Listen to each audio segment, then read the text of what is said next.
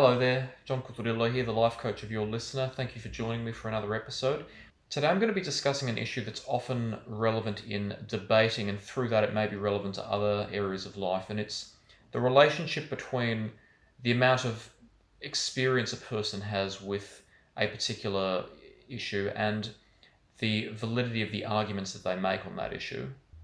Often in the media, we're seeing espouse the assertion that if a person doesn't have personal experience with a particular matter, then they shouldn't be commenting on it. This issue desperately needs clarification because it's easy for this type of thinking to quickly become erroneous. The truth is that in and of itself, having experience with a particular issue doesn't equate to quality of arguments. A person can have, in theory, no experience with a particular issue and still make valid and factual claims. Inversely, a person may have a lot of experience with a particular issue and their claims may be completely baseless. This all depends on a variety of factors, including how much research the person has conducted about the issue outside of their own experience, how much introspection they've done, and their intentions when making the claims in question. Often we see a number of invalid conclusions being drawn. One is that simply if a person doesn't have personal experience in a particular matter, then they shouldn't be commenting on it.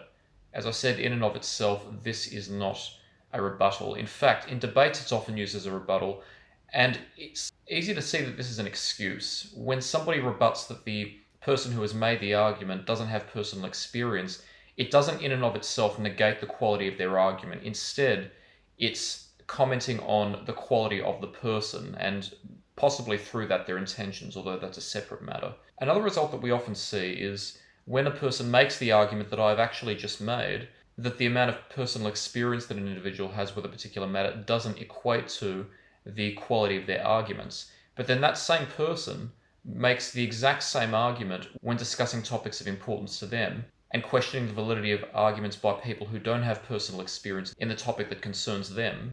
There is a very simple way to approach this matter. We have to separate the experience of the person who is making the arguments from the likelihood of them being able to perceive the matter in such a way that will allow them to make valid arguments.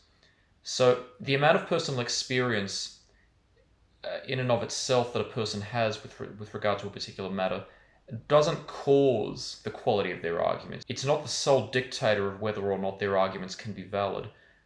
But it can be extremely difficult to make valid arguments on a particular matter without personal experience, because sometimes only personal experience can teach facts, or even more importantly, insight or wisdom about that particular issue.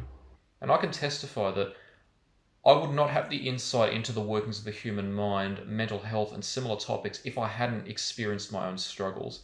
And I will maintain at any time that the quality of service that I deliver as a life coach and the quality of service that I've provided in the past in social services has relied as much on my personal experience and my ability to form insight into the matters of the mind as much as it has on my education. So thank you for joining me for another episode. As per usual, I would very much welcome your questions and comments. Please feel free to comment below or write to me. And until next time, take care.